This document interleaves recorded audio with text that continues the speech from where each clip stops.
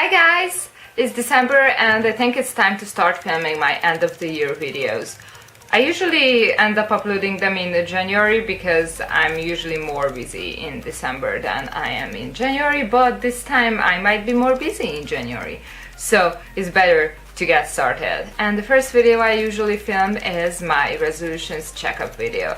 What did I say a year ago? What are my 2018 Kpop resolutions and some others? And I watched my video, I cringed because I always do that. And I didn't buy as many as I planned, but it's not that bad. I don't know, usually I don't watch the previous years, it's just enough to watch a year-old video. So I don't know if I did better or worse than previous years. I did kinda okay, I think. So let's start with Super Junior because the order always goes like that. First I promised something that I promised for like 4 years in a row or something, to buy Hangang's other versions of his 2 albums. I didn't. This is frustrating. Then I thought about maybe it would be nice to get 1 Blu-ray out of the 3 that I'm missing, because soon they are gonna have 2 more Blu-rays at least, and I didn't. Great. Then I talked about buying SM Town things, which is exciting because I did. So I bought the SM Town concerts and I Am DVD and SM Town The Stage DVD. So those, because they are not entirely Super Junior, it takes me more time to buy them, or at least I didn't buy them when they were released, because yeah, I'm more interested in entirely Super Junior stuff for that money, because a DVD, a concert DVD, is quite pricey, and no matter which group and where, like, and I like to buy Super Junior DVD, but I don't like to buy an SM Town DVD, because I usually, like, I really want the Super Junior concerts, then FX, and then I like the other groups, but I'm not sure, like, it's always just the most popular title tracks performed, so it's just, like, even better if I buy that group's proper concert DVD than to buy an SM Town. So I'm like not a huge fan of the SM Town DVDs, I guess. Maybe because I never attended one. If I attended one, probably I would like them a lot. So who knows. But the thing is that I bought those 3 DVDs, which means they are completed. There's only one more SM Town thing that I need for my Super Junior collection, and that is not the DVD, so it's all good. At least I did that. I also talked about the last CD that I need for my collection, and yeah, I didn't. But I talked about multiple things and I came to the conclusion that probably the other 2 don't exist, or it's just, should I buy one to check if it exists, and then if it doesn't, then I have 2 of the same thing. So, because those are not cheap things that I'm thinking of, like, if they exist or not, and I think one really doesn't exist because there's no way to buy that thing, so yeah, I don't know, but there's still another CD. So I talked about 3 things and one definitely exists. That's the last CD that I need, so yeah, I didn't buy that. I had the chance to get something related to it, and then probably I would have been more motivated to buy the last CD, but it didn't happen because it was at a really busy time of the year and I didn't have that much extra money to spend, so yeah, it didn't happen. That was for Suju. Then girl groups are always next. I wanted to finish 4 Minutes Korean collection. It's always Korean collection that I talk about from now on. I almost did it. 1 more album is missing, but I did buy stuff, so kind of pass on that, but it's not completed. Then the other one was A-Pink, and I've completed that thanks to May, but I also did keep up with the comebacks, so like I did it too. So the thing is that when I complete a group's Korean collection, that means I need to move them to the list where I buy their regular comebacks. So if I complete a group like 4 Minute, it's no big deal because they disbanded, so like they don't have future releases, which sounds bad, but it's easier for me. But A-Pink, for example, me completing A-Pink really doesn't do that much, except I only need new albums. So yeah, there's 2 different things. And yeah, having more and more groups on your to-buy list is not a good thing usually, because companies love 2 versions or more. Although I only buy 1 version for A-Pink, so yeah, but still. Move on to boy groups. I had a tiny Domeshinki promise Didn't keep it. Maybe next year. Then You Kiss. No. It's a boring thing, so I didn't buy an extra copy of Moments. Extra copy is always more boring than a new album, so I didn't buy that. And Tomashinki Suri Suri, or Homin's Suri Suri, is expensive, so yeah, I didn't get around doing that. Then Top Dog didn't happen really, but I'm really close. I don't know.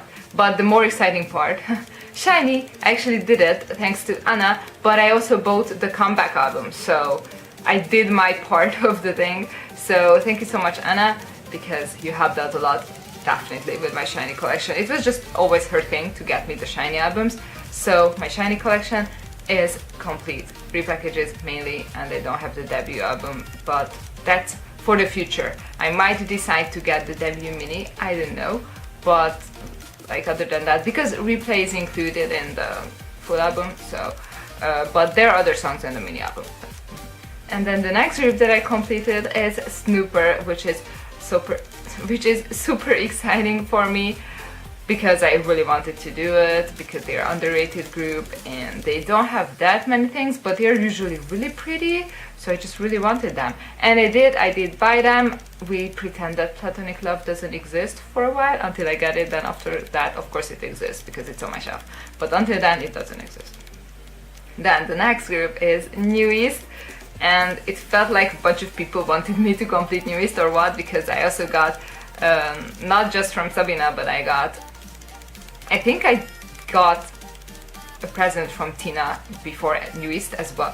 I think I got 2 from her. And then I got one from Malina as well. Like, everyone wanted me to complete New East, and my New East videos do pretty okay usually, so it's nice. My subs like that I like New East, which is great. I like that, so New East is completed on my shelf. Of course, we are not talking about the I Am Bad limited single. My friend Sabina has it, so like if I want to look at it, I can just, well, I don't know, I have to ask her before I go to her place, but you know, like I could possibly go and look at that album. I mainly wanted the normal, just regular albums. I don't have the Hello Limited either. Those are not my things, but I buy 3 versions of their albums apparently.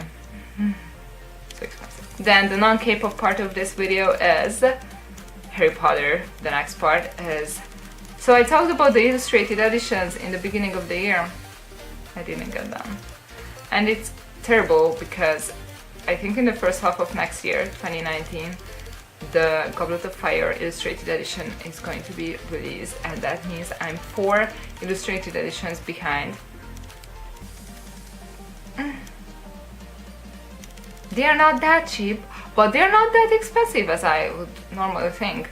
Who knows though, Goblet of Fire is a massive book, so who knows how that's gonna work out.